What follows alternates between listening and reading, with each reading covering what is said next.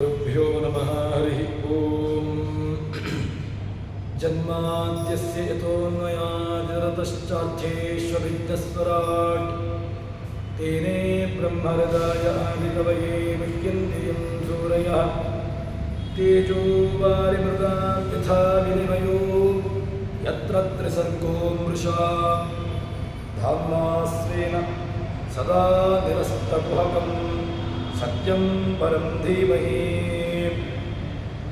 नारायणं सुरगुरुं जगदेकनाथं भक्तप्रियं सकललोकनमस्कृतं च त्रैगुण्यवर्जितमजं विभुमाद्यमीशं वन्दे भवघ्नममरासुरसिद्धवन्द्यं बुद्धिर्बलं वशोधैर्यं निर्भयत्वम् अरोगता अजाड्यं वाक्पटुत्वं च हनुमत्स्मरणात् भवेत् भवति दुर्भावादेडमोतो विभागमे जडमतिरपि जन्तुर्जायते प्राज्ञमूलिः सकलवचनचेतो देवता भारती सा मम वचनिधत्तां सन्निधिं मानसे च तपोविद्याविरक्त्यादि सद्गुणमुखाकरानहं वादिराजगुरून् वन्दे अग्रेपदाश्रयान् मिथ्यासिद्धान्तदुर्ध्वान्तविध्वंसनविचक्षणः जयतीर्थाख्यतरनिर्भातां नोरदम्बरे अर्थिकल्पितकल्पोऽयं प्रत्यर्थिकजगेसरे व्यासतीर्थगुरुर्भूयादस्मदिष्टार्थसिद्धये ब्रह्मचर्यहरिप्रेरिसुविद्यावादशालिनः इष्टदान् कष्टहर्तॄन्नः विद्यामान्यान् मुनीन् नमः श्रीगुरुभ्यो नमः हरिः ओम्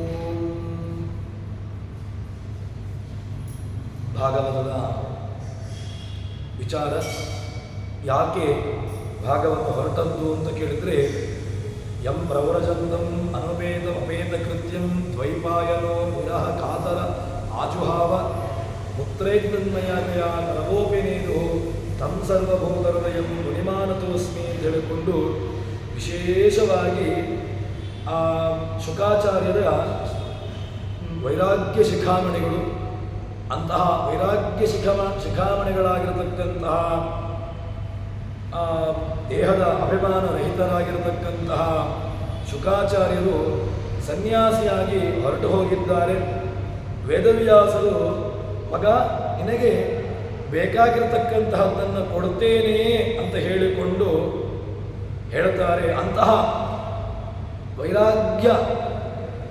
ವೈರಾಗ್ಯ ಎಂಬುದು ಉತ್ತುಂಗದಲ್ಲಿರತಕ್ಕಂತಹ ವೈರಾಗ್ಯ ಶಿಖಾಮಣಿಗಳಾಗಿರತಕ್ಕಂತಹ ಶುಕಾಚಾರ್ಯರಿಗೆ ನಮಸ್ಕಾರವನ್ನು ಮಾಡ್ತೇನೆ, ಅಂತಹ ಶುಕರಿಗೆ ತಾನು ನಮಿಸ್ತೇನೆ ಅಂತ ಹೇಳಿ ಅದಾದ ಮೇಲೆ ಏನು ವ್ಯಾಸರು ಜಗತ್ತನ್ನು ಉದ್ದೇಶ ಇಟ್ಟುಕೊಂಡು ಶುಕಾಚಾರ್ಯರ ಮೂಲಕವಾಗಿ ಹೇಳ್ತಾ ಇದ್ದಾರೆ. ಯಸ್ವಾನುಭಾವಮಖಿಲ ಶ್ರುತಿ ಸಾರಮೇಕಂ ಅಧ್ಯಾತ್ಮದೀಪಮತಿ ತೀರ್ಷತಾಂ ತಮೋಂಧಂ ಸಂಸಾರಿಣಾಂ ಕರುಣಯಾ ಆಹ ಪುರಾಣ ಗುಹ್ಯಂ ತಂ ವ್ಯಾಸ ಸೂನುಮುಪಯಾಮಿ ಗುರುಂ ಮುನೀನಾಂ. ವ್ಯಾಸರ ವ್ಯಾಸರನ್ನ ಹೇಳ್ತಾರೆ. ಎಂಥವರು ವ್ಯಾಸರು ಅಂತ ಕೇಳಿದರೆ ಯಸ್ವಾನುಭಾವಮಖಿಲ ಶ್ರುತಿ ಸಾರಮೇಕಂ, ಇಡೀ ಸಮಸ್ತ ಶ್ರುತಿಯ ಸಾರಭೂತವಾಗಿರತಕ್ಕಂಥವರು. ಸಾರಂ ಏಕಂ, ಅಂತಹ ವ್ಯಾಸ ಪುತ್ರ ಶುಕ ಮುನಿಯನ್ನ ಶರಣು ಹೋಗ್ತೇನೆ. ಯಾಕೆ ಅಂತ ಕೇಳಿದ್ರೆ ಅಧ್ಯಾತ್ಮ ದೀಪ ಮತಿ ತೀರ್ಷತಾಂ ತಮೋಂಧಂ. ಅಧ್ಯಾತ್ಮ ದೀಪ ಅವರು ಎಂಥವರು ಕೇಳಿದ್ರೆ ಹೃದಯದಲ್ಲಿ ಒಳ್ಳೆಯ ದೀಪವನ್ನು ಹಚ್ಚುವಂಥವರು. ಅಧ್ಯಾತ್ಮ ದೀಪಮತಿ, ಮನಸ್ಸಿನಲ್ಲಿ ಅಧ್ಯಾತ್ಮ ದೀಪವನ್ನು ಸಂಪೂರ್ಣವಾಗಿ ಕತ್ತಲೆಯನ್ನು ದೂರ ಮಾಡಿ ಒಳ್ಳೆಯ ಜ್ಞಾನರೂಪವಾಗಿರತಕ್ಕಂತಹದ್ದನ್ನು ಕೊಡುವಂಥವರು. ಅದಾದ ಮೇಲೆ ಸಂಸಾರಿಣ, ಯಾರಿಗೋಸ್ಕರ ಹೇಳಿದ್ರಿ? ಇದನ್ನು ಯಾರನ್ನ ಉದ್ದೇಶವಾಗಿಟ್ಟುಕೊಂಡು ಹೇಳಿದ್ದು ಅಂತ ಕೇಳಿದ್ರೆ ಸಂಸಾರಿಣ, ಸಾಧನೆಯನ್ನು ಮಾಡುವವರಿಗೆ, ಸಾಧನೆಯ ಮಾರ್ಗದಲ್ಲಿ ಯಾರು ಮುಂದಕ್ಕೆ ಹೋಗ್ತಾರೆ ಸಂಸಾರಿಣ ಕರುಣಯ ವೇದ ಪ್ರತಿಪಾದ್ಯರು ಸಕಾಲ ಪುರಾಣ ರಹಸ್ಯ ಸ್ವರೂಪ ಅದೇ ರೀತಿಯಾಗಿ ಜೀವಿಗಳ ಶರೀರದಲ್ಲಿ ಒಂದು ಒಳ್ಳೆಯ ದೀಪ ಮನಸ್ಸಿನಲ್ಲಿ ದೀಪ ಹಚ್ಚಬೇಕು. ಯಾವ ದೀಪ ಹಚ್ಚಬೇಕು ಅಂತ ಕೇಳಿದ್ರೆ ಅಧ್ಯಾತ್ಮ ದೀಪ ಅಂತ ಹೇಳ್ತಾರೆ. ಅಂತಹ ವಿಶೇಷವಾಗಿರತಕ್ಕಂತಹ ಪುರಾಣ ಗುಹ್ಯಂ ತಂ ವ್ಯಾಸ ಸೂನುಂ ವ್ಯಾಸರ ಮಗನಾಗಿರತಕ್ಕಂಥವರನ್ನ ಉಪಯಾಮಿ ಏವಿ ಅವರನ್ನು ನಾನು ಶರಣು ಹೊಂದೇನೆ ಅಂತ ಹೇಳ್ತಾರೆ. ಅದಾದ ಮೇಲೆ ಮುಂದೆ ಅದನ್ನು ಪ್ರತಿಜ್ಞೆ ಮಾಡ್ತಾರೆ. ಏನು ಅಂತ ಕೇಳಿದ್ರೆ ನಾರಾಯಣಂ ನಮಸ್ಕೃತ್ಯ ನರಂಚೈವ ನರೋತ್ತಮಂ ದೇವೀಂ ಸರಸ್ವತೀಂ ವ್ಯಾಸಂ ತಥೋ ಗ್ರಂಥಮುದೀರಯೇ. ಇಂತಹ ದೊಡ್ಡದಾಗಿರತಕ್ಕಂತಹ ಬೃಹತ್ತಾಗಿರತಕ್ಕಂತಹ ವಿಚಾರವನ್ನು ಹೇಳ್ತೇನೆ. ನಾರಾಯಣಂ ನಮಸ್ಕೃತ್ಯ ನರಂಚೈವ ನರೋತ್ತಮಂ ನರನಾರಾಯಣ ರೂಪವಾಗಿರತಕ್ಕಂತಹ ಭಗವಂತನ ರೂಪವನ್ನು ಶರಣ ಹೊಂದಿ ಅದೇ ರೀತಿಯಾಗಿ ಮುಖ್ಯವಾಗಿ ವಾಕ್ ಅಭಿಮಾನಿ ನೆನೆಸಿಕೊಂಡಿರತಕ್ಕಂತಹ ಸರಸ್ವತೀ ದೇವಿಯನ್ನ ಸರಸ್ವತೀ ಭಾರತಿ ಇಬ್ಬರನ್ನೂ ಕೂಡ ನಮಸ್ಕರಿಸಿ ಗ್ರಂಥಂ ಉದೀರಯೇ ಈ ಗ್ರಂಥವನ್ನು ಹೇಳ್ತೇನೆ ಎಂಬುದಾಗಿ ಹೇಳ್ತಾರೆ. ಅದಾದ ಮೇಲೆ ಯಾಕ್ರಿ ಭಗವಂತನ ಬಗ್ಗೆ ಯಾಕ್ರಿ ಕೇಳಬೇಕು, ಏನು ಪ್ರಯೋಜನ ಉಂಟು, ಏನು ಸುಮ್ಮನೆ ಏನೂ ಪ್ರಯೋಜನ ಇಲ್ಲ. ದೇವರ ಬಗ್ಗೆ ಕೇಳಿದರೆ ಏನು ಕೇಳಿದ್ದು ಅದೇ ದೇವರು ಏನು ಮಾಡಿದ್ದಾನೆ, ಕೃಷ್ಣನನ್ನು ಇಟ್ಕೊಳ್ಳುವ ಅಂತ ಹೇಳಿದ್ರೆ ಕೃಷ್ಣ ಅವನನ್ನು ನಮಗೆ ಚಿಂತನೆ ಕೊಟ್ಟದ್ದೇ ಹೇಗೆ ಅಂತ ಕೇಳಿದ್ರೆ ಒಂದು ರೀತಿಯಾಗಿ ಹೆಣ್ಣಿನ ಹುಚ್ಚುಳ್ಳವನು ಅಂತ ಹೇಳಿಕೊಂಡೆ ನಮಗೆ ನೇರವಾಗಿ ಒಂದು ಹಿನ್ನೆಲೆ ಗೊತ್ತಿಲ್ಲದಿರತಕ್ಕಂತಹ ಸಾಮಾನ್ಯ ಒಬ್ಬನನ್ನ ಕರೆದು ನಾವು ಕೃಷ್ಣನ ಬಗ್ಗೆ ಹೇಳು ಅಂತ ಹೇಳಿದ್ರೆ ಅವನೇ ಅಲ್ವಾ ತುಂಬ ಹೆಣ್ಣು ಮಕ್ಕಳ ಜೊತೆಗೆ ತಮ್ಮ ಸಂಪರ್ಕವನ್ನು ಇಟ್ಟುಕೊಂಡಿರತಕ್ಕಂಥವನು. ಅವನ ಬಗ್ಗೆ ಏನ್ರಿ ಹೇಳೋದು, ಅವನ ಬಗ್ಗೆ ತಿಳ್ಕೊಳ್ಳಿಕ್ಕಾದ್ರೂ ಏನಿದೆ. ರಾಮನ ಬಗ್ಗೆ ಹೇಳುವ ಅಂತ ಹೇಳಿದ್ರೆ ರಾಮ ನೋಡಿದ್ರೆ ಹೆಂಡತಿಯನ್ನ ಕಾಡಲ್ಲಿ ಬಿಟ್ಟವ, ಮಧ್ಯದಾರಿಯಲ್ಲಿ ಬಿಟ್ಟವ. ಆ ರಾವಣ ಕರೆದುಕೊಂಡು ಹೋದಾಗ ಯಾವುದೇ ರೀತಿಯಾಗಿರತಕ್ಕಂತಹ ಒಂದು ತನ್ನ ಪೌರುಷವನ್ನ ತೋರಿಸದೇ ಇರತಕ್ಕಂಥವನು. ಈ ರೀತಿಯಾಗಿಯೇ ನಮಗೆ ಚಿಂತನೆಗಳು ಬರುವಂತಹದ್ದು. ವಾಸ್ತವವಾದ ಅಂಶ ಏನು, ಶಾಸ್ತ್ರದ ಹಿನ್ನೆಲೆ ಏನು, ಶಾಸ್ತ್ರಗಳು ಭಗವಂತನ ವಿಚಾರವನ್ನು ಯಾವ ರೀತಿಯಾಗಿ ಚಿತ್ರಿಸಿದೆ, ಇದರ ಒಂದು ಕಿಂಚಿತ್ತು ಎಳ್ಳಷ್ಟೂ ಕೂಡ ನಮಗೆ ಅದರ ಬಗ್ಗೆ ಹಿನ್ನೆಲೆ ಇಲ್ಲ.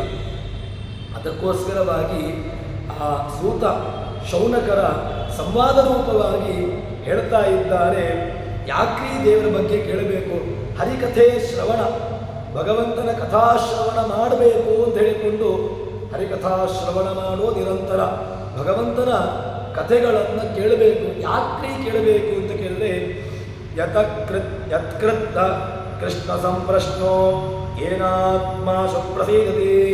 ಭಾಗವತ ಕೊಡುವಂತಹ ಚಿಂತನೆ ಏನು ಕೇಳಿದ್ರೆ ದೇವರ ಕಥೆಯನ್ನ ಕೇಳಿದ್ರೆ ಏನು ಗೊತ್ತುಂಟ, ದೊಡ್ಡ ಪ್ರಯೋಜನ ಉಂಟ್ರಿ. ಏನು ಗೊತ್ತುಂಟ, ಸಾಮಾನ್ಯ ಪ್ರಯೋಜನ ಬೇಡ. ಮದುವೆ ಆಗ್ತದೆ, ಮಕ್ಕಳಾಗ್ತದೆ, ಅದಾಗ್ತದೆ, ಇದಾಗ್ತದೆ. ಹೌದು, ಹರಿವಂಶವನ್ನ ಹೇಳಿದೆವು ಅಂತ ಹೇಳಿದ್ರೆ ಹರಿವಂಶ ಪ್ರವಚನವನ್ನ ಹರಿವಂಶವನ್ನ ಕೇಳಿದೆವು ಅಂತ ಹೇಳಿದ್ರೆ ಯಾರಿಗೆ ಯಾವುದರ ಅಭಾವ ಇದೆಯೋ ಅದನ್ನು ಸಿಗದೆ ಅಂತ ಹೇಳಿಕೊಂಡು ಮುಖ್ಯ ಪ್ರಯೋಜನ ಇದೆ. ಏನು ಗೊತ್ತುಂಟ, ಒದ್ದಾಡ್ತಾ ಇದ್ದೇವೆ, ದಾರಿ ಗೊತ್ತಿಲ್ಲದೆ ಒದ್ದಾಡ್ತಾ ಇದ್ದೇವೆ. ಅಂತ ಒಳ್ಳೆಯ ದಾರಿಯನ್ನ ತೋರಿಸಿಕೊಡ್ಲಿಕ್ಕಿರತಕ್ಕಂತಹದ್ದು ಪುರಾಣಗಳು, ಉಪನಿಷತ್ತುಗಳು, ವೇದಗಳು ಎಲ್ಲ ಅದನ್ನೇ ಹೇಳ್ತಾರೆ. ಲೋಕಕ್ಷೇಮಕ್ಕೋಸ್ಕರವಾಗಿ, ನಿಮಗೋಸ್ಕರ ಅಲ್ಲ ನೀವು ಹೇಳ್ತಾ ಇರೋದು, ಲೋಕಕ್ಷೇಮಕ್ಕೋಸ್ಕರವಾಗಿ ಇದನ್ನು ಹೇಳ್ತಾ ಇದ್ದೀರಿ. ನೀವು ಕೃಷ್ಣನ ಕಥೆಯನ್ನು ಕೇಳಬೇಕು ಅಂತ ಬಯಸಿದ್ದೀರಿ ಅಲ್ವಾ? ಕೃಷ್ಣನ ಕಥೆಯನ್ನು ಕೇಳಿದ್ರೆ ದೊಡ್ಡ ಪ್ರಯೋಜನ ಉಂಟು. ಏನು ಕೇಳಿದ್ರೆ ಅದನ್ನು ಹೇಳ್ತಾರೆ. ಭಾಗವತ ಏನು ಹೇಳಿದ್ರೆ ಅಂತ ಕೇಳಿದ್ರೆ ಮುನಯ ಸಾಧು ಪೃಷ್ಟೋಹಂ ಭವದ್ಭಿರ್ ಲೋಕಮಂಗಳಂ. ಲೋಕದ ಕಲ್ಯಾಣಕ್ಕೋಸ್ಕರವಾಗಿ ನೀವು ಕೇಳಿದ್ದೀರಿ. ಯತ್ಕೃತ ಕೃಷ್ಣ ಸಂಪ್ರಶ್ನೋ, ಕೃಷ್ಣನ ವಿಚಾರವನ್ನು ಪ್ರಶ್ನೆಯನ್ನು ಕೇಳಿದ್ದೀರಿ. ಕೃಷ್ಣ ವಿಚಾರವನ್ನು ಕೇಳಬೇಕು ಅಂತ ಹೇಳಿದ್ದೀರಿ. ಅದರಿಂದಾಗಿ ಏನಾಗ್ತದೆ ಕೇಳಿದರೆ ಅಂತಃಕರಣ ಶುದ್ಧ್ಯರ್ಥಂ ಬೆಳಗ್ಗಿನ ಸ್ನಾನವನ್ನು ಮಾಡ್ತೇವೆ. ಮಾಡುವಂತಹ ತೀರ್ಥಕ್ಷೇತ್ರಗಳಲ್ಲಿ ಮಾತ್ರ ಸಂಕಲ್ಪ ಅಲ್ಲ, ಮನೆಯಲ್ಲಿ ಸ್ನಾನ ಮಾಡುವಾಗ ನಾವು ಸ್ನಾನ ಮಾಡುವಂತಹ ನೀರಿನಲ್ಲಿ ಗಂಗೆಯ ಸನ್ನಿಧಾನವನ್ನು ಚಿಂತನೆ ಮಾಡುವಂತಹ ಹಿನ್ನೆಲೆ ಉಳ್ಳದ್ದು ನಮ್ಮ ಆರ್ಷ ಪರಂಪರೆ, ನಮ್ಮ ಭಾರತೀಯ ಪರಂಪರೆ, ನಮ್ಮ ಸನಾತನ ಧರ್ಮ ಎಲ್ಲಿಯ ತನಕ ಮಹತ್ವವನ್ನು ಕೊಟ್ಟಿದೆ ಅಂತ ಕೇಳಿದರೆ ಹಿಂದಿನ ವರ್ಷ ಆ ಗಂಗೆಯ ಸ್ನಾನಕ್ಕೋಸ್ಕರವಾಗಿ, ಆ ಪುಷ್ಕರದ ಸ್ನಾನಕ್ಕೋಸ್ಕರವಾಗಿ ಏನೂ ಇಲ್ಲ, ಕೇವಲ ನೀರಿನಲ್ಲಿ ಮುಳುಗಿ ಹಾಕುವಂತಹದ್ದು. ಏನ್ರಿ ಇತ್ತು ಅದರಲ್ಲಿ? ನೀರಿನಲ್ಲಿ ಮುಳುಗಿ ಹಾಕಿದ್ರಿಂದಾಗಿ ಏನು ಪ್ರಶ್ನೆ ಅಂತ ಇಲ್ಲ. ನಮ್ಮ ಸನಾತನ ಧರ್ಮದಲ್ಲಿ ಆರ್ಷ ಪರಂಪರೆಯಲ್ಲಿ ಕೇವಲ ಸ್ನಾನಕ್ಕೂ ಕೂಡ ದೇವರ ಪೂಜೆಯಷ್ಟೇ ಮಹತ್ವವನ್ನು ಕೊಟ್ಟಿರತಕ್ಕಂತಹ ನಮ್ಮ ಧರ್ಮ. ಅಂತಹ ಕೇವಲ ಮುಳುಗು ಹಾಕುವುದಲ್ಲ, ಅದರಿಂದ ಆಗುವಂತಹ ದೊಡ್ಡ ಪ್ರಯೋಜನ ಏನು ಗೊತ್ತುಂಟ? ಅಂತಃಕರಣ ಶುದ್ಧ್ಯರ್ಥಂ, ಶರೀರ ಶುದ್ಧ್ಯರ್ಥಂ ಅಂತ ಹೇಳಿಕೊಂಡು ಅದಾದ ಮೇಲೆ ಜಪಾಧಿಕಾರ ಸಿದ್ಧ್ಯರ್ಥಂ, ಭಗವಂತನ ಪೂಜಾಧಿಕಾರ ಸಿದ್ಧ್ಯರ್ಥಂ ಎಂಬಂತಹ ದೊಡ್ಡ ಹಿನ್ನೆಲೆಯನ್ನು ನಮಗೆ ತೋರಿಸಿಕೊಟ್ಟಿರತಕ್ಕಂತಹ ನಮ್ಮ ಪರಂಪರೆ, ಆರ್ಷ ಪರಂಪರೆ, ಸನಾತನ ಧರ್ಮ. ಅಂತಹ ವಿಚಾರವನ್ನು ಹೇಳ್ತಾರೆ. ಕೃಷ್ಣನ ಕಥೆಯನ್ನು ಕೇಳಿದ್ದರಿಂದಾಗಿ ಅಂತಃಕರಣ ಶುದ್ಧಿ ಆಗ್ತಿದ್ರಿ. ಅಂತಃಕರಣ ಶುದ್ಧಿ ಆದಮೇಲೆ ಏನು? ಮುಂದೆ ಏನು? ಅಂತಃಕರಣ ಶುದ್ಧಿ ಆದಮೇಲೆ ದೊಡ್ಡ ವ್ಯವಸ್ಥೆ. ಪಾತ್ರೆ ಶುದ್ಧ ಆಯಿತು ಅಂತ ಹೇಳಿದ್ರೆ ಪಾತ್ರೆಯಲ್ಲಿ ಒಳ್ಳೆಯ ವಿಚಾರವನ್ನು ಹಾಕಬಹುದು. ಪಾತ್ರೆ ಕೊಳಕಾಗಿತ್ತು ಅಂತ ಹೇಳಿದ್ರೆ ಏನು ಹಾಕಿದ್ರೂ ಕೂಡ ಕೆಡುವುದೇ. ಅದಕ್ಕೋಸ್ಕರವಾಗಿ ಈ ಪಾತ್ರೆ ಶುದ್ಧವಾಗಬೇಕು. ಈ ಪಾತ್ರೆ ಶುದ್ಧವಾಗುವುದಕ್ಕೆ, ಪಾತ್ರೆ ಶುದ್ಧವಾಗಲಿಕ್ಕೆ ಯಾವುದ್ಯಾವುದೋ ಸರ್ಫು, ಸಬೀನ, ಸರ್ಫೆಕ್ಸಲು ಯಾವುದೂ ಆಗೋದಿಲ್ಲ. ಈ ಪಾತ್ರೆ ಶುದ್ಧವಾಗುವುದು ಕೇವಲ ಭಗವಂತನ ಕಥಾಶ್ರವಣ, ಕೇವಲ ಭಗವಂತನ ವಿಚಾರ, ಕೇವಲ ಭಗವಂತ ಮನನದಿಂದಾಗಿ ಮಾತ್ರ ಪಾತ್ರೆ ಶುದ್ಧವಾಗುವಂತಹದ್ದು. ಅದಕ್ಕೋಸ್ಕರವಾಗಿ ಅಂತಃಕರಣ ಶುದ್ಧಿಯಾಯಿತಲ್ಲವ, ಅಂತಃಕರಣ ಶುದ್ಧಿ ಆದ ಮೇಲೆ ಭಗವಂತ ನಮಗೆ ಒಲಿಯುತ್ತಾನೆ ಎಂಬಂತಹ ದೊಡ್ಡ ವಿಚಾರವನ್ನು ಹೇಳ್ತಾರೆ. ಸವೈಪಂಸ ಪರೋಧರ್ಮೋ ಯಥೋ ಭಕ್ತಿ ರಥೋಕ್ಷಜೆ ಅಥ ಅಹೈಕತವ್ಯ ವ್ಯವಹಿತಾಯ ಆತ್ಮ ಆಶು ಪ್ರಸಿದ್ಧತೆ. ಯಾವ ಧರ್ಮಾಚರಣೆಯನ್ನು ಮಾಡಿದ್ದರಿಂದಾಗಿ ಮನಸ್ಸನ್ನು ಶುದ್ಧಿಗೊಳಿಸತಕ್ಕಂತಹ ಸಾಮರ್ಥ್ಯ, ಅಷ್ಟೇ ಅಲ್ಲದೆ ವಿಷಯದಲ್ಲಿ ವೈರಾಗ್ಯ, ಅಷ್ಟೇ ಅಲ್ಲದೆ ನಿರ್ವ್ಯಾಜವಾಗಿರತಕ್ಕಂತಹ ನಿರ್ವ್ಯಾಜ ನಿಷ್ಠಾಂ ಸದ್ಗುಣಗಣ ಬೃಹತೀಂ ಶಾಶ್ವತೀಂ ಆಶುದೇವ, ಶಶ್ವದೇಕ ಪ್ರಕಾರವಾಗಿರತಕ್ಕಂತಹ ಭಗವಂತನಲ್ಲಿ ಭಯಾ ಆತ್ಮಾಶು ಪ್ರಸಿದ್ಧತಿ, ಅಂತಹ ಶುದ್ಧವಾಗಿರತಕ್ಕಂತಹದ್ದನ್ನು ಮೂಡಿ ಬರ್ತದೋ ಅದೇ ಧರ್ಮಾಚರಣೆ. ಧರ್ಮಾಚರಣೆ, ವಾಟ್ ಈಸ್ ಧರ್ಮಾಚರಣೆ? ಧರ್ಮವನ್ನು ಮಾಡುವುದು ಅಂತ ಹೇಳಿದ್ರೆ ಏನ್ರಿ ಅಂತ ಕೇಳಿದ್ರೆ, ಧರ್ಮಾಚರಣೆಯನ್ನು ಮಾಡಲಿಕ್ಕೆ ಏನೂ ಕಷ್ಟ ಇಲ್ಲ ರೀ, ಸುಲಭ ಮಾರ್ಗ. ಏನು ಗೊತ್ತುಂಟ? ಧರ್ಮಾಚರಣೆಯಿಂದಾಗಿ ಧರ್ಮಾಚರಣೆಯನ್ನು ಮಾಡಬೇಕು. ಸತ್ಯಂಬದ ಧರ್ಮಂಚರ ಉಪನಿಷತ್ತು ಕೊಟ್ಟಿರತಕ್ಕಂತಹದ್ದು. ಸ್ವಾಧ್ಯಾಯ ಆತ್ಮ ಪ್ರಮದ ಆಚಾರ್ಯಾಯ ಪ್ರಿಯಂ ನರಮಾರುತ್ಯ ಪ್ರಜಾದಂತಂ ವಿವಕ್ಷೇತ್ಸೇ. ಸತ್ಯಾನ್ನ ಪ್ರಮದಿತವ್ಯಂ, ಧರ್ಮಾನ್ನ ಪ್ರಮದಿತವ್ಯಂ, ಕುಶಲಾನ್ನ ಪ್ರಮದಿತವ್ಯಂ, ಭೂತ್ಯೈನ್ನ ಪ್ರಮದಿತವ್ಯಂ. ಇದೆಲ್ಲವೂ ಕೂಡ ಧರ್ಮಾಚರಣೆ. ಇದೆಲ್ಲವೂ ಕೂಡ ನಮಗೆ ಪುರಾಣಗಳು, ಉಪನಿಷತ್ತುಗಳು ಕೊಟ್ಟಿರತಕ್ಕಂತಹದ್ದು ಧರ್ಮಾಚರಣೆಯೇ. ಧರ್ಮಕ್ಕೋಸ್ಕರವಾಗಿರತಕ್ಕಂತಹ ಮಾರ್ಗವೇ, ಧರ್ಮಕ್ಕೋಸ್ಕರವಾಗಿರತಕ್ಕಂತಹ ಉಪಾಯವೇ ಹೊರತು ಬೇರೇನೂ ಅಲ್ಲ. ಆದ್ದರಿಂದ ಧರ್ಮಾಚರಣೆಯನ್ನು ಮಾಡಿದ್ದರಿಂದಾಗಿ ಏನಾಗ್ತದೆ? ಪ್ರಶ್ನೆ ಇಲ್ಲ. ಮನಸ್ಸು ಶುದ್ಧವಾಯಿತು, ವಿಷಯದಲ್ಲಿ ವೈರಾಗ್ಯ ಬಂತು. ಅಷ್ಟು ಅಲ್ಲದೆ ನಿರ್ವ್ಯಾಜ, ನಿಷ್ಕಲ್ಮಶ, ನಿಷ್ಕಾಪಟ್ಯವಾಗಿರತಕ್ಕಂತಹ ಭಕ್ತಿ ಭಗವಂತನಲ್ಲಿ ಬಂತು. ಅದರಿಂದಾಗಿ ಅದನ್ನು ಮಾಡಿದ್ದರಿಂದಾಗಿ ಭಗವಂತ ನಮಗೆ ಪ್ರಸನ್ನನಾಗ್ತಾನೆ. ಅದರಿಂದ ಇದನ್ನು ಮಾಡಬೇಕು ಎಂಬುದನ್ನು ತೋರಿಸಿಕೊಡ್ತಾರೆ. ಅಲ್ಲ, ಭಗವಂತನಲ್ಲಿ ಭಕ್ತಿ ಮಾಡಿದಾಗ ಏನಾಯಿತು? ಜನಯತ್ಯಾಶು ವೈರಾಗ್ಯಂ ಜ್ಞಾನಂಚ ಯದಹೈತುಕಂ ಅಹೈತುಕಂ. ಹೇತು ಬೇಡ, ಕಾರಣ ಬೇಡ. ದೇವರನ್ನ ಪ್ರೀತಿ ಮಾಡಲಿಕ್ಕೆ ಕಾರಣ ಬೇಕಾ? ಕಾರಣ ಬೇಡ. ಯಾಕೆ? ಅಹೈತುಕಂ. ದೇವರಲ್ಲಿ ಭಕ್ತಿ ಮಾಡೋದು ಅಹೈತುಕಂ, ಕಾರಣ ಇಲ್ಲದೇ ಇರತಕ್ಕಂತಹ ಪ್ರೀತಿ ಭಗವಂತನಲ್ಲಿ ಮಾಡಬೇಕು. ಯಾಕೆ ಹೇಳಿಕ್ಕೆ ಸುಲಭ. ದೃಷ್ಟಾಂತ ಕೊಡಬೇಕು ಅಂತ ಹೇಳಿದ್ರೆ, ಮಕ್ಕಳನ್ನು ಪ್ರೀತಿ ಮಾಡ್ತೇವೆ, ಹೆಂಡತಿಯನ್ನು ಪ್ರೀತಿ ಮಾಡ್ತೇವೆ, ತಂದೆ ತಾಯಿಗಳನ್ನು ಪ್ರೀತಿ ಮಾಡ್ತೇವೆ, ನಮ್ಮ ಪರಿವಾರವನ್ನು ಪ್ರೀತಿ ಮಾಡ್ತೇವೆ, ನಮ್ಮ ಪರಿಸರವನ್ನು ಪ್ರೀತಿ ಮಾಡ್ತೇವೆ. ಏನೋ ಒಂದು ಕಾರಣ ಇದ್ದುಕೊಂಡೇ ಅಕಾರಣವಾಗಿರತಕ್ಕಂತಹ ಒಂದು ವ್ಯವಸ್ಥೆ ಇಲ್ಲವೇ ಇಲ್ಲ. ಆದರೆ ಭಗವಂತನಲ್ಲಿ ಮಾಡಬೇಕಾದಂತಹ ಪ್ರೀತಿ ಹೇಗೆ ಕೇಳಿದ್ರೆ, ಜನಯತ್ಯಾಶು ವೈರಾಗ್ಯಂ ಜ್ಞಾನಂಚ ಯದಹೈತುಕಂ ಅಹೈತುಕಂ. ಹೇತು ಭಿನ್ನವಾದಂತಹದ್ದು, ಕಾರಣ ಭಿನ್ನವಾಗಿರತಕ್ಕಂತಹದ್ದು. ದೇವರನ್ನ ಪ್ರೀತಿ ಮಾಡಲಿಕ್ಕೆ ಕಾರಣ ಬೇಕು, ಸರಿ. ಕಾರಣವನ್ನು ಹೇಳುವ ಬೇಕಾದ್ರೆ ನಮಗೆ ಕೆಲವು ಸಲ ಸುಮ್ಮನೆ ಪ್ರೀತಿ ಬರೋದಿಲ್ಲ.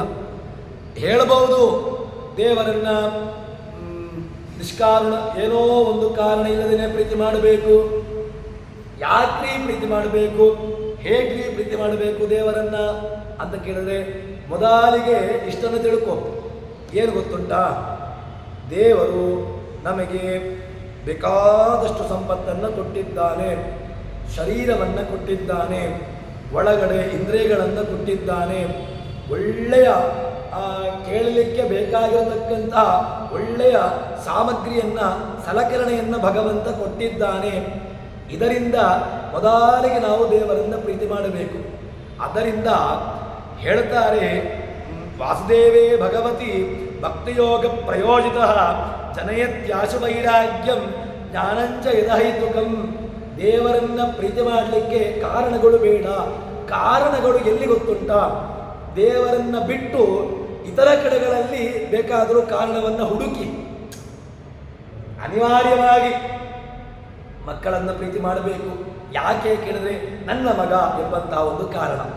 ನನ್ನ ಹೆಂಡತಿಯನ್ನ ಪ್ರೀತಿ ಮಾಡ್ತೇನೆ, ಯಾಕೆ ಕೇಳಿದ್ರೆ, ಧರ್ಮೇಚ ಅರ್ಥೇಚ ಕಾಮೇಚ ನಾದಿ ಜರದಾಮಿ ನಾದಿ ಜರದೇವ್ಯಾತ್ವಯ ಎಂ ಕನ್ಯಾ ಅಂತ ಹೇಳಿಕೊಂಡು ಅವಳನ್ನ ದಾರಿ ಎರೆದು ಕೊಟ್ಟಿದ್ದಾರೆ. ಆದ್ದರಿಂದ ಒಂದು ಪ್ರೀತಿ, ತಂದೆ ತಾಯಿಗಳಲ್ಲಿ ಒಂದು ಪ್ರೀತಿ. ಇಲ್ಲಿಯ ತನಕ ಒಂದು ಸಾಧನೆಯನ್ನ ಮಾಡಲಿಕ್ಕೆ ಬೇಕಾಗಿರತಕ್ಕಂತಹ ವ್ಯವಸ್ಥೆಯನ್ನ ಮಾಡಿದ್ದಾರೆ, ಅದರಿಂದಾಗಿ ಒಂದು ಪ್ರೀತಿ. ಆದರೆ ದೇವರನ್ನ ಪ್ರೀತಿ ಮಾಡಲಿಕ್ಕೆ, ದೇವರ ಚಿಂತನೆಯನ್ನ ಮಾಡಲಿಕ್ಕೆ ಏನೂ ಬೇಡ. ಅಹೈತುಕಂ, ದೇವರು ಕೊಟ್ಟದ್ದನ್ನು ಒಂದು ಸ್ಮರಣೆ ಮಾಡಿ. ಎಷ್ಟು ಒಳ್ಳೆಯ ಜೀವನ ಕೊಟ್ಟಿದ್ದಾನೆ, ಮಾತನಾಡಲಿಕ್ಕೆ ಬಾಯಿ ಕೊಟ್ಟಿದ್ದಾನೆ, ನೋಡಲಿಕ್ಕೆ ಕಣ್ಣು ಕೊಟ್ಟಿದ್ದಾನೆ, ಕೇಳಲಿಕ್ಕೆ 2 ಕಿವಿ ಕೊಟ್ಟಿದ್ದಾನೆ, ಒಳಗಿನ ಇಂದ್ರಿಯಗಳು ರಕ್ತ ಸಂಚಾರ ಆಗ್ತಾ ಉಂಟ್ರಿ. ಯಾಕ್ರಿ, ಬ್ಲಡ್ ಕ್ಲಾಟ್ ಆಯಿತು ಅಂತ ಹೇಳಿದ್ರೆ ಯಾರು ಏನು ಮಾಡ್ಲಿಕ್ಕಾಗೋದಿಲ್ಲ. ಡಾಕ್ಟ್ರು ಕೂಡ ಇಲ್ಲರೇ, ನಮ್ಮ ಕೈಯಲ್ಲಿ ಏನೂ ಇಲ್ಲ, ದೇವರೇನಾದರೂ ಮಾಡ್ತಾನ ನೋಡೋಣ, ಏನಾದರೂ ಮಿರಾಕಲ್ ಆಗಲ್ಲ ನೋಡುವ. ದೇವರು ಕೂಡ ಒಂದು ದೇವರೇ ನೋಡಬೇಕು. ಆದ್ದರಿಂದ ದೇವರೇ ನಮಗೆ ಸರ್ವಸ್ವ. ದೇವರನ್ನ ಬಿಟ್ಟು ಇನ್ನಿತರವಾದದ್ರಲ್ಲಿ ಏನು ಮಾಡಿದ್ರೂ ಆಗೋದಿಲ್ಲ. ಆದ್ದರಿಂದ ವಾಸುದೇವನಲ್ಲಿ ಭಕ್ತಿ ವೈರಾಗ್ಯ ಬಂತು ಅಂತ ಹೇಳಿದ್ರೆ ಒಳ್ಳೆಯ ರೀತಿಯಾಗಿರ್ತಕ್ಕಂತಹ ಜ್ಞಾನ ವೈರಾಗ್ಯಗಳು ಬರ್ತವೆ. ಅದಕ್ಕೆ ಸರಿ ಚೆನ್ನಾಗಿ ಧರ್ಮಾಚರಣೆ ಮಾಡಿದ್ರೂ ಕೂಡ ಏನು ಬರೋದಿಲ್ಲ ಅಂತ ಹೇಳಿದ್ರೆ, ಆವಾಗ ಧರ್ಮಾಚರಣೆ ಕೇವಲ ಶ್ರಮ. ಧರ್ಮಸ್ವರಷ್ಟದ ಪಂಸ ಯಕ್ಷತ್ವೇನ ಕಥಾಶ್ರಯ ನೋತ್ಪಾದಯೇ ಎದುರತಿ ಶ್ರಮಯೇ ವಹೆ ಕೇವಲಂ. ಭಾಗವತ ತುಂಬ ತಮಾಷೆಯಾಗಿ ಎಚ್ಚರಿಕೆಯನ್ನು ಕೊಡ್ತದೆ. ಏನು ಗೊತ್ತುಂಟಾ, ಇಲ್ಲರಿ ತುಂಬ ಧರ್ಮಶ್ರವಣವನ್ನು ಮಾಡ್ತೇನೆ, ತುಂಬ ವಿಚಾರಗಳನ್ನು ಕೇಳ್ತೇನೆ, ತುಂಬ ಮಾಡೋದೆಲ್ಲ ಮಾಡ್ತೇನೆ, ಏನು ಸಮಾಜಕ್ಕೆ ಮಾಡಿದ್ದೇನೆ, ಧಾರ್ಮಿಕವಾಗಿ ಮಾಡಿದ್ದೇನೆ, ಬೇಕಾದಷ್ಟು ಕೆಲಸಗಳನ್ನು ಮಾಡಿದ್ದೇನೆ, ಆದರೂ ಕೂಡ ನೋತ್ಪಾದಯೇ ಯದಿರತಿ, ಭಗವಂತನಲ್ಲಿ ರತಿಯನ್ನ, ಭಗವಂತನಲ್ಲಿ ರಮಣವನ್ನ ಹುಟ್ಟಿಸಲಿಲ್ಲ ಅಂತಾದ್ರೆ ಆವಾಗ ಮಾಡಿದಂತಹ ಧರ್ಮಾಚರಣೆ ಶ್ರಮ ಏವ ಹಿ ಕೇವಲಂ, ಕೇವಲ ಶ್ರಮ ಆಯ್ತಷ್ಟೇ, ಏನೂ ಪ್ರಯೋಜನ ಬರಲಿಲ್ಲ. ಹಾಗಿದ್ರೆ ಧರ್ಮಾಚರಣೆ ಶ್ರಮವಾಗಬಾರದು. ಧರ್ಮಾಚರಣೆ ಭಗವಂತನಲ್ಲಿ ಪ್ರೀತಿ ಭಗವಂತನಲ್ಲಿ ಭಕ್ತಿ ವಿಶೇಷವಾಗಿರತಕ್ಕಂಥದನ್ನು ಹುಟ್ಟಿಸುವುದಕ್ಕೋಸ್ಕರವಾಗಿ ಅದು ಕಾರಣವಾಗಬೇಕು ಅಂತ ಹೇಳ್ತಾರೆ. ಧರ್ಮಸ್ಯ ಹ್ಯಾವರ್ಗಸ್ಯ ನಾರ್ಥೋತ್ಥಾಯೇಹ ಕಲ್ಪತೆ ಭಾರತಸ್ಯ ಧರ್ಮಕಾಂತಸ್ಯ ಕಾಮೋ ಲಾಭಾಯ ಹಿ ಸ್ಮೃತಃ. ಧರ್ಮಾಚರಣೆ ಒಳ್ಳೆಯ ತತ್ವಜ್ಞಾನಕ್ಕೆ ಕಾರಣವಾಗಿ ಮೋಕ್ಷಕ್ಕೆ ಕಾರಣವಾಗಬೇಕು. ಅದರಿಂದಾಗಿ ಧನ ಸಂಪತ್ತು ಬಂತು ಅಂತ ಹೇಳಿದ್ರೆ ಪ್ರಯೋಜನ ಅಲ್ಲ. ಯಾಕೆ? ಧರ್ಮಾಚರಣೆ ಧನ ಸಂಪತ್ತು ಇದು ಬರೋದೇ ಇಲ್ಲ, ಆಗೋದೇ ಇಲ್ಲ. ಯಾಕೆ ಕೇಳಿದ್ರೆ ಧರ್ಮ ಅರ್ಥ ಇದು ಹುಟ್ಟಿತ್ತು ಅಂತ ಹೇಳಿದ್ರೆ ಕೆಲವು ಸಂದರ್ಭದಲ್ಲಿ ಅವಿವೇಕಕ್ಕೆ ಕಾರಣವಾಗ್ತದೆ.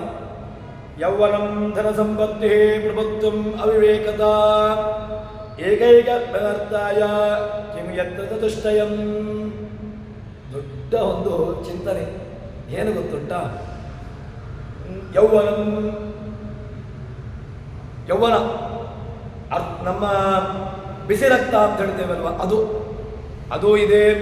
ಯೌವನಂ ಧನ ಸಂಪತ್ತಿ, ಬೇಕಾದಷ್ಟು ಹಣ ಉಂಟ್ರಿ, ಕೂತು ತಿಂದುಕೊಂಡ್ರೂ ಕೂಡ 7 ತಲೆಮಾರಿನಷ್ಟು ತಿಂದರೂ ಕೂಡ ಏನು ಮಾಡಿದರೂ ಕೂಡ ಕರಗದೇ ಇರುವಷ್ಟು ಹಣ ಉಂಟು ಅಂತ ಹೇಳಿದ್ರೆ ಇದೊಂದು ರೀತಿಯಾಗಿರ್ತಕ್ಕಂತಹ ಅನರ್ಥ.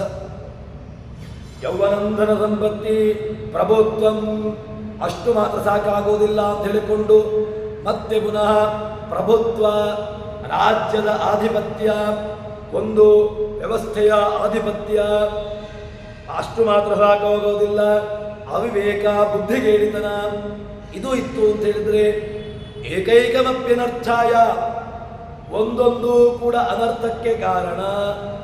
ಕಿಮು ಯತ್ರ ಚತುಷ್ಟಯಂ, 4 ಕೂಡಿತು ಅಂತ ಹೇಳಿದ್ರೆ ಮಹಾ ಅನರ್ಥಕಾರಿ. ಹಾಗಿದ್ರೆ ನಮಗೆ ಭಗವಂತನಲ್ಲಿ ಭಕ್ತಿ ಬೇಕು ಅಂತ ಹೇಳಿದ್ರೆ, ಭಗವಂತನ ವಿಷಯದಲ್ಲಿ ಒಳ್ಳೆಯ ಜ್ಞಾನ ಬೇಕು ಅಂತ ಹೇಳಿದ್ರೆ ಧರ್ಮಾಚರಣೆಯನ್ನು ಮಾಡಬೇಕು. ಒಳ್ಳೆಯ ರೀತಿಯಲ್ಲಿ ಅದರಲ್ಲಿ ಆಸಕ್ತಿಯನ್ನು ಪಡೆದುಕೊಳ್ಳಬೇಕು. ಇಟ್ಟುಕೊಂಡಾಗ ಆವಾಗ ಅದು ಸಾರ್ಥಕವಾಗಿದೆ ಅಂತ ಹೇಳ್ತಾರೆ. ಇನ್ನೊಂದೇನು ಅಂತ ಕೇಳಿದ್ರೆ ಪ್ರಯೋಜನವೇ ಇಲ್ಲ. ಕಾವಸ್ಯನೇಂದ್ರಿಯ ಪ್ರೀತಿರ್ಲಾಭೋ ಭವತಿ ಜೀವತ ಜೀವಸ್ಯಾದತ್ವ ವಿಜ್ಞಾನೋ ಅನಾರ್ಥೋ ಯಶ್ಚೇಹ ಕರ್ಮಭಿ. ತುಂಬ ಎಚ್ಚರಿಕೆಯನ್ನು ಕೊಡುವಂತಹ ಮಾತು. ಏನು ಗೊತ್ತುಂಟ? ಭಗವಂತನ ಸೇವೆ ಅಥವಾ ಭಗವದ್ಭಕ್ತರ ಸೇವೆ ಜೀವಿತಾವಧಿ ಏನು ಇದೆಯೋ ಇದು ಏನು ಮಾಡಬೇಕು ಹೇಳಿದ್ರೆ ಕಾಮಸ್ಯನೇಂದ್ರಿಯ ಪ್ರೀತಿರ್ಲಾಭೋ, ಈ ಜೀವನ ಭಗವಂತನ ಸೇವೆಗೋಸ್ಕರವಾಗಿ, ಭಗವದ್ಭಕ್ತರ ಸೇವೆಗಾಗಿ. ಮತ್ತೆ ಅಷ್ಟು ಮಾತ್ರವಲ್ಲ, ವಿಷಯ ಸುಖಗಳು ಇಂದ್ರಿಯಗಳು ಇದೆ ಅಂತ ಹೇಳಿಕೊಂಡು ಬೇಕಾದಷ್ಟು ಅನ್ಲಿಮಿಟೆಡ್, ಏನು ಅನ್ಲಿಮಿಟೆಡ್ ಅಂತ ಹೇಳಿಕೊಂಡು ಇಂದ್ರಿಯಗಳಿದೆ. ಇಂದ್ರಿಯಗಳು ಕೊಟ್ಟದ್ದು ಯಾಕೆ? ಅನ್ಲಿಮಿಟೆಡ್ ಆಗಿ, ಅದಕ್ಕೊಂದು ಗೊತ್ತು ಗುರಿ ಇಲ್ಲದೆ ಬೇಕಾದಷ್ಟು ಸುಖವನ್ನು ಪಡೆಯೋದಕ್ಕೋಸ್ಕರವಾಗಿ ಇಂದ್ರಿಯಗಳು ಇಟ್ಟುಕೊಳ್ಳುವುದು. ಇದು ಅಷ್ಟು ಮಾತ್ರವಲ್ಲದೆ ಎಷ್ಟು ಬೇಕೋ ಅಷ್ಟು ಮಾತ್ರ ಕಣ್ಣು, ಕಿವಿ ಎಲ್ಲ ಇಂದ್ರಿಯಗಳು ಕೂಡ ಬೇಕಾದಷ್ಟು ಮಾತ್ರ ಅದನ್ನು ಬೇಕಾದ ಕಡೆಗಳಲ್ಲಿ ಬೇಕಾದಷ್ಟು ಅದನ್ನು ಉಪಯೋಗಿಸಿಕೊಳ್ಳುವಂತಹದ್ದು. ಅದಕ್ಕಿಂತ ಅಧಿಕವಾದದ್ದು ಅದು ಪುರುಷಾರ್ಥ ಆಗೋದಿಲ್ಲ, ಅದು ವ್ಯರ್ಥ, ನಮ್ಮ ಅನರ್ಥಕ್ಕೆ ಕಾರಣ ಮುಂದೆ ಹೇಳ್ತಾರೆ. ಆದ್ದರಿಂದ ಒಳ್ಳೆಯ ತತ್ವಜ್ಞಾನವನ್ನು ಪಡೆದುಕೊಂಡು ಬೇಕಾದಷ್ಟು ಉದ್ದೇಶವಿಲ್ಲದೇನೆ ಕರ್ಮಾಚರಣೆ ಏನೂ ಬೇಡ, ಭಗವತ್ ಪ್ರೇರಣೆಯ ಭಗವತ್ ಪ್ರೀತ್ಯರ್ಥಂ ಭಗವತೋ ಬಲೇನ ಭಗವತೋ ವೀರ್ಯೇಣ ಭಗವತಸ್ತೇಜಸ ಭಗವತ ಕರ್ಮಣ, ಈ ರೀತಿಯಾಗಿರ್ತಕ್ಕಂತಹ ಚಿಂತನೆ. ಪ್ರೀತ್ಯರ್ಥಮಸ್ಯೈವ ಕರೋಮಿ ಪೂಜಾ, ಆಚಾರ್ಯರು ಹೇಳುವಂತಹ ಮಾತು. ಇಲ್ಲಿ ಪ್ರೀತ್ಯರ್ಥಂ ಜಯತೀರ್ಥರು ಹೇಳುವಂತಹ ಮಾತು. ಪ್ರೀತ್ಯರ್ಥಮಸ್ಯೈವ ಕರೋಮಿ ಪೂಜಾ ವಿಧಿಂ ಪ್ರದಿಷ್ಟಂ ಖಲು ತಂತ್ರಸಾರೇ. ಏನು ನಾನು ಪೂಜೆಯನ್ನು ಮಾಡ್ತೇನೆ, ಹೇಗೆ ಮಾಡ್ತೇನೆ ಕೇಳಿದ್ರೆ ಪಾಂಚರಾತ್ರಾಗಮದಿಂದ ಉದ್ಧರಿತವಾಗಿರತಕ್ಕಂತಹ ಆಚಾರ್ಯರ ಹಿನ್ನೆಲೆಯಲ್ಲಿ ಆಚಾರ್ಯರು ಕೊಟ್ಟಿರತಕ್ಕಂತಹ ಮಾರ್ಗದಲ್ಲಿ ಪೂಜೆಯನ್ನು ಮಾಡ್ತೇನೆ. ಮತ್ತೆ ಯಾರಿಗೋಸ್ಕರ ಪೂಜೆ ಮಾಡ್ತೇನೆ? ಪ್ರೀತ್ಯರ್ಥಮಸ್ಯೈವ ಕರೋಮಿ ಪೂಜಾ, ಅಸ್ಯೈವ ಪ್ರೀತ್ಯರ್ಥಂ ಭಗವತ್ ಪ್ರೀತ್ಯರ್ಥಂ ಪೂಜಾಂ ಕರೋಮಿ. ಇಷ್ಟನ್ನು ಮಾತ್ರ ಚಿಂತನೆ ಇಟ್ಟುಕೊಂಡಾಗ ಆವಾಗ ಆ ಕರ್ಮಾಚರಣೆ ಅದು ಒಳ್ಳೆಯ ಕರ್ಮ ಆಗ್ತದೆ. ಇಲ್ಲ ಅಂತಾದರೆ ಆ ಕರ್ಮ ನಿಷ್ಫಲ ಕರ್ಮ ಆಗ್ತದೆ. ಆದ್ದರಿಂದ ಸಕಾಮೇಭ್ಯೋ ಮಿತ ಗುಣ ಯಾ ಅಕಾಮೇಸ್ತು ಕೃತಾ ಕ್ರಿಯಾ, ಇಂತಹ ಮಾತನ್ನ ಉದ್ಧಾರ ಮಾಡಿರತಕ್ಕಂಥವರು ಆಚಾರ್ಯರು. ಸಕಾಮೇಭ್ಯೋ ಅಮಿತ ಗುಣ, ಕಾಮನೆ ಪೂರ್ವವಾಗಿರತಕ್ಕಂತಹ ಕರ್ಮಕ್ಕಿಂತ ಅಕಾಮ ಕರ್ಮ ನಿಷ್ಕಾಮ ಕರ್ಮ ತುಂಬ ದೊಡ್ಡದು. ಆದ್ದರಿಂದ ಅಂತಹ ಕರ್ಮಾಚರಣೆಯೇ ದೊಡ್ಡದು, ಅದೇ ವಿಶೇಷ ಅಂತ ಹೇಳ್ತಾರೆ. ಆದ್ದರಿಂದ ಅಂತಹ ಕರ್ಮಾಚರಣೆ ಇದೇ ಕರ್ಮಾಚರಣೆ ಅಂತ. ಮತ್ತೆ ಇಂತಹ ಕರ್ಮಾಚರಣೆಯಲ್ಲಿ ಇಂತಹ ರೂಪವನ್ನು ಯಾರು ಸ್ವರೂಪ ಮಾಡುತ್ತಾರೆ, ಯಾರು ಚಿಂತನೆ ಮಾಡುತ್ತಾರೆ ಅಂತ ಕೇಳಿದ್ರೆ, ವದಂತಿದತ್ ಬ್ರಹ್ಮವಿದಸ್ತದತ್ವಂ ಯಜ್ಞಾನಂ ಅದ್ವಯಂ ಬ್ರಹ್ಮೇತಿ ಪರಮಾತ್ಮೇತಿ ಭಗವಾನಿತಿ ಶಬ್ದತೆ. ಇದನ್ನು ಹೇಳಿರತಕ್ಕಂಥವರು, ಇದನ್ನು ಚಿಂತನೆ ಮಾಡುವವರು ಯಾರು ಗೊತ್ತುಂಟ? ಬ್ರಹ್ಮ. ಇದನ್ನು ರಸ ಹೇಳುವವರು ಬ್ರಹ್ಮ. ಇಂತಹ ಶಾಸ್ತ್ರ ಜ್ಞಾನ ಸ್ವರೂಪನಾಗಿರ್ತಕ್ಕಂಥವನು. ಇವನಿಗೆ ಯಾರೂ ಕೂಡ ಸರಿಯಾಗಿರತಕ್ಕಂಥವರು ಭಗವಂತನಿಗೆ ಬ್ರಹ್ಮಯ ಜ್ಞಾನಂ ಅದ್ವಯಂ, ಇದಕ್ಕಿಂತ ಭಿನ್ನವಾಗಿರತಕ್ಕಂತಹ ಇನ್ನೊಂದು ಜ್ಞಾನ ಇಲ್ಲ, ಇದಕ್ಕೆ ಸರಿಯಾಗಿರ್ತಕ್ಕಂತಹ ಇನ್ನೊಂದು ತತ್ವ ಇಲ್ಲ. ಆದ್ದರಿಂದ ಇಂತಹ ಜ್ಞಾನ ಸ್ವರೂಪವಾಗಿರ್ತಕ್ಕಂತಹ ಇವನಿಗೆ ಸರಿಯಾಗಿರ್ತಕ್ಕಂತಹ ಇನ್ನೊಬ್ಬ ಇಲ್ಲ. ಇದನ್ನು ಯಾರು ಏನು ಹೇಳ್ತಾರೆ? ಅವನನ್ನು ಏನು ಕರೀತಾರೆ ಕೇಳಿದ್ರೆ ಹರಿ ಬ್ರಹ್ಮ. ಅಂತಹ ಭಗವಂತನನ್ನೇ ಬ್ರಹ್ಮ ಅಂತ ಕರೀತಾರೆ. ಎಂಥವನು? ಭಗವಾನ್ ಇತಿ ಶಬ್ದತೆ. ಅವನನ್ನು ಜ್ಞಾನಿಗಳು ಕರೆದಿರತಕ್ಕಂತಹ ಹೆಸರು ಯಾವುದು ಕೇಳಿದರೆ ಭಗವಾನ್. ಯಾರು ಭಗವಾನ್? ಯಾರ್ಯಾರೋ ಭಗವಾನ್ ಆಗಲಿಕ್ಕೆ ಸಾಧ್ಯವೇ ಇಲ್ಲ. ಭಗವಾನ್ ಅಂತ ಇಟ್ಟುಕೊಂಡ ಹೆಸರುಳ್ಳವರು ಯಾರೂ ಕೂಡ ಭಗವಾನ್ ಆಗಲಿಕ್ಕೆ ಸಾಧ್ಯವೇ ಇಲ್ಲ. ಭಗವಾನ್ ಅಂತ ಕರೆಸಿಕೊಳ್ಳಬೇಕು, ಭಗವಾನ್ ಅಂತ ಅನಿಸಿಕೊಳ್ಳಬೇಕು ಅಂತಾದರೆ ಅದಕ್ಕೆ ಒಂದಷ್ಟು ಇದೆ. ಯಾವುದು ಬೇಕು? ಐಶ್ವರ್ಯಸ್ಯ ಸಮಗ್ರಸ್ಯ ವೀರ್ಯಸ್ಯ ಯಶಸ್ಶ್ರಿಯ ಜ್ಞಾನ ವಿಜ್ಞಾನಯೋಶ್ಚೈವ ಷಣ್ಣಾಂ ಭಗ ಇತೀರಣಾಂ. ಆರನ್ನ ಭಗ ಅಂತ ಕರೀತಾರೆ. ಭಗ ಅಸ್ಯ ಅಸ್ತಿ ಇತಿ ಭಗವಾನ್. ಯಾರಲ್ಲಿ ಈ ಆರು ಇದೆಯೋ ಅವನನ್ನೇ ಭಗವಾನ್ ಅಂತ ಕರೀತಾರೆ. ಐಶ್ವರ್ಯಸ್ಯ ಸಮಗ್ರಸ್ಯ, ಸಮಗ್ರ ಐಶ್ವರ್ಯ ಇರಬೇಕು. ಸಮಗ್ರ ಐಶ್ವರ್ಯ, ಲೋಕದ ಆಧಿಪತ್ಯ, ಇಡೀ ಸಂಪತ್ತಿಗೆ ಅಭಿಮಾನಿ. ಏನು ಸಂಪತ್ತಿಗೆ ಅಭಿಮಾನಿ? ಲಕ್ಷ್ಮೀದೇವಿ. ಲಕ್ಷ್ಮೀದೇವಿಗೂ ಕೂಡ ಆಶ್ರಯ ಯಾರು ಕೇಳಿದರೆ ಭಗವಾನ್, ಭಗವಂತನೇ. ಶ್ರೀರಮಣ, ಶ್ರೀರಮಣ ಅಂತವನನ್ನು ಕರೆದದ್ದು. ಆದ್ದರಿಂದ ಮೊದಲ ಭಗವಾನ್ ಭಗ, ಅದರಲ್ಲಿ ಒಂದು ಭಗವಂತು ಯಾವುದು? ಐಶ್ವರ್ಯಸ್ಯ ಸಮಗ್ರಸ್ಯ ವೀರ್ಯಸ್ಯ, ಒಳ್ಳೆಯ ಸಾಮರ್ಥ್ಯ, ತೇಜಸ್ಸು. ವೀರ್ಯಸ್ಯ ಯಶಸ್ಸು, ಶ್ರಿಯ. ಅಷ್ಟು ಮಾತ್ರವಲ್ಲದೆ ಜ್ಞಾನ ವಿಜ್ಞಾನಯೋಶ್ಚೈವ. ಜ್ಞಾನ ವಿಜ್ಞಾನ, ಸಾಮಾನ್ಯ ಜ್ಞಾನ, ವಿಶೇಷ ಜ್ಞಾನ, ಇದು ಇರುವುದು ಯಾರಲ್ಲಿ? ಕೇವಲ ಭಗವಂತನಲ್ಲಿ. ಅಂತಹ ಭಗವಂತನನ್ನ ಏನು ಕರೀತಾರೆ? ಭಗವಾನ್ ಇತಿ ಶಬ್ದತೆ. ಮತ್ತೆ ಅಷ್ಟು ಮಾತ್ರವಲ್ಲದೆ ಸತ್ತಾ ಮಾತೃಂದ ಯತ್ಕಿಂಚಿತ್ ಸದಸಜ್ಜಾ ವಿಶೇಷಣಂ ಉಭಾಭ್ಯಾಂ ಭಾಷತೆ ಸಾಕ್ಷಾತ್ ಭಗವಾನ್ ಕೇವಲ ಸ್ಮೃತಃ.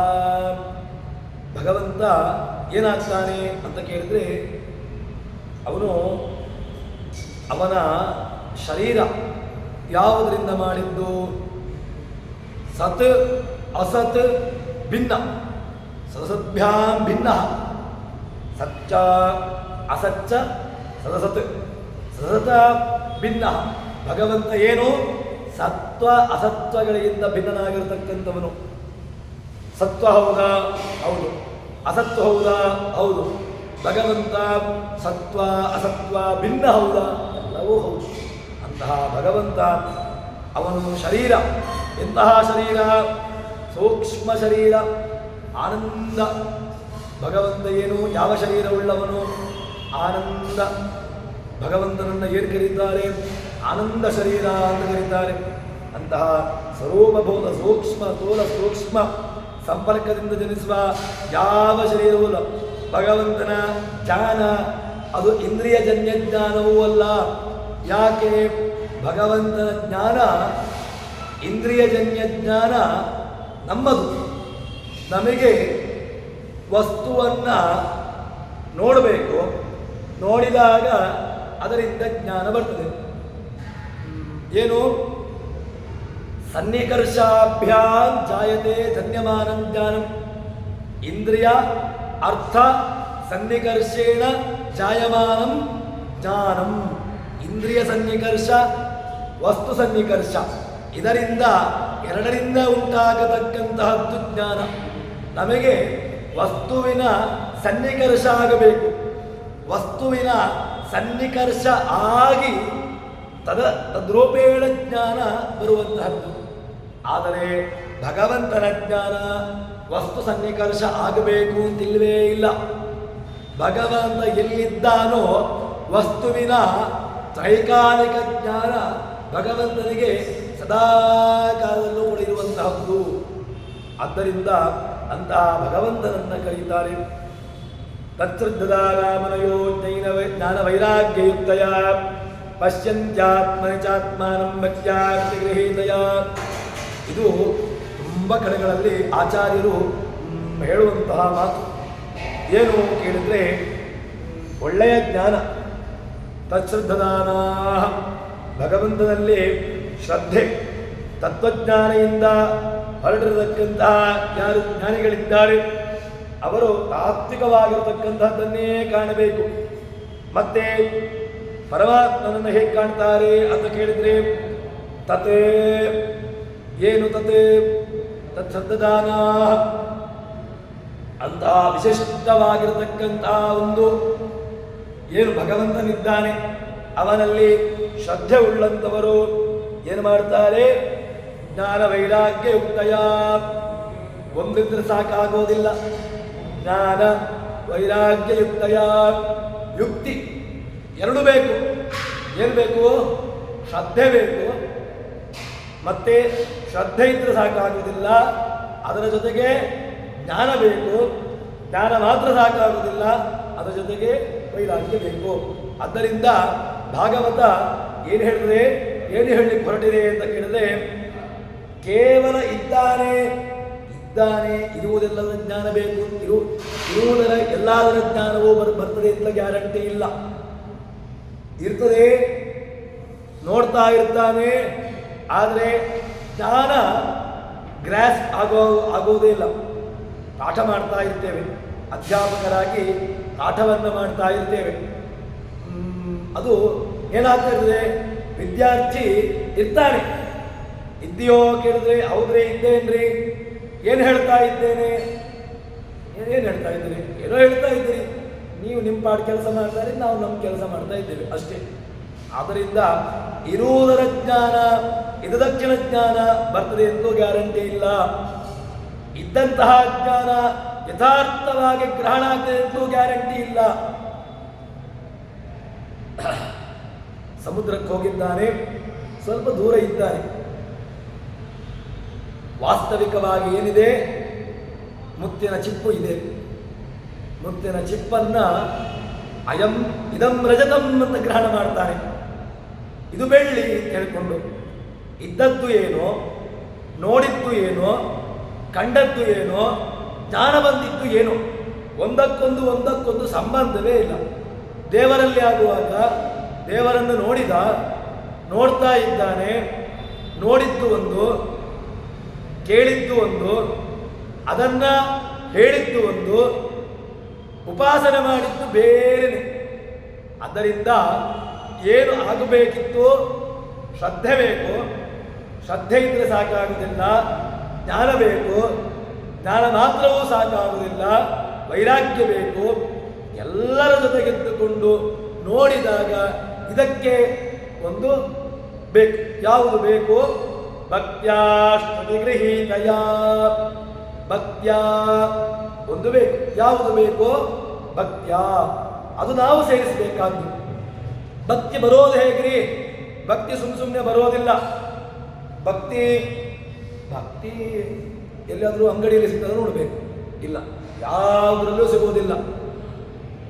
ಎಲ್ಲಿಯೂ ಸಿಗದೇ ಇರತಕ್ಕಂತಹ ಅತ್ಯಂತ ಬೆಲೆ ಬಾಳುವಂತಹ ಒಂದು ವಸ್ತು ಅಂತ ಇದ್ರೆ ಅದು ಭಕ್ತಿ.